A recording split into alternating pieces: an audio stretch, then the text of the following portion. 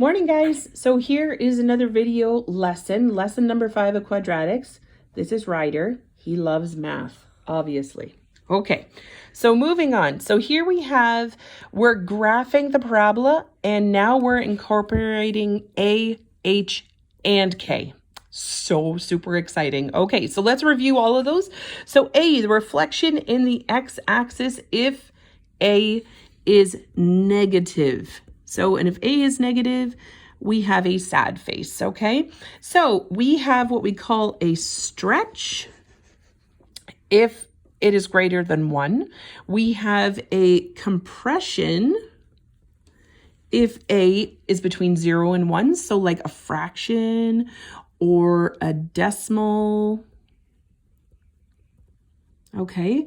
And it's going to be a wide parabola. So we're going to have a wide parabola.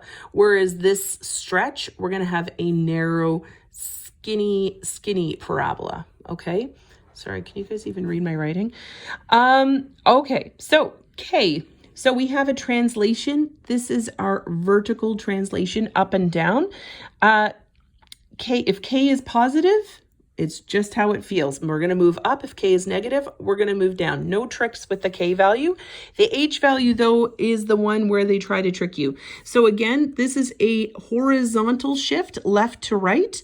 If H is negative in the equation, if it's negative in the equation, like within the brackets, then it's going to be positive outside the brackets, and we're going to move right. Okay, so if H is positive in the equation, so like x plus 4, okay, positive in the equation means it's negative outside the equation, and we're going to move left. H tries to trick you, so just have to keep that in mind. So describe the transformation that would be applied to the y equals x squared to obtain each quadratic function below.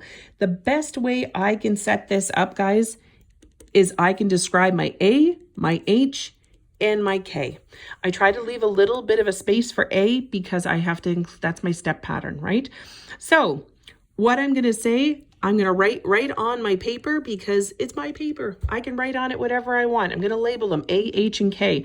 A, I have a little number 1 there. So what are my steps? 1, 3, 5, and it keeps going. There's no reflection, so I don't have to write that down. So H is in here, it's -2. In here, out of the equation, it'll be +2. So we're going to shift right 2 spaces, okay? K is +12. So we're going to shift up 12 spaces, okay? So that's how I would do it. I've absolutely covered every single transformation that could possibly occur. So that's how I would write this down. So again, so for question B here, now I'm going to label this A, H, and K. And I'm going to write down my A, my H, my K. Okay. So my A value is 0.5. So my steps are going to be times 1, times 3, times 5. So that gives me 0.5, 1.5, 2.5. Those are my new steps. My H value, it's positive inside the equation. So outside the equation is going to be -4. So I am going to shift left 4 spaces. My K value is -6. So that means I'm going to shift down 6 spaces. Okay, do we see how that works?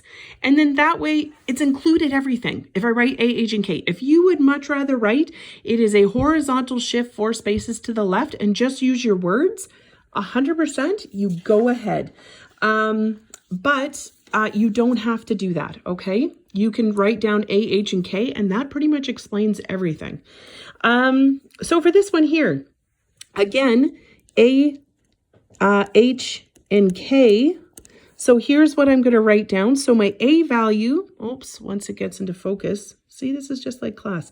So my A value is -2, okay? So that means I have a reflected, and I have to write that down. And it also means my steps are going to be, my steps equal -2, -6, -10. Okay, my H value, -1 inside the brackets, means +1 outside the brackets. So I'm going to shift 1 space right. Okay, and my K value is +5. Sorry, I'm going to make that look more like a 1. +5. So I'm going to shift 5 spaces up. Okay, so does that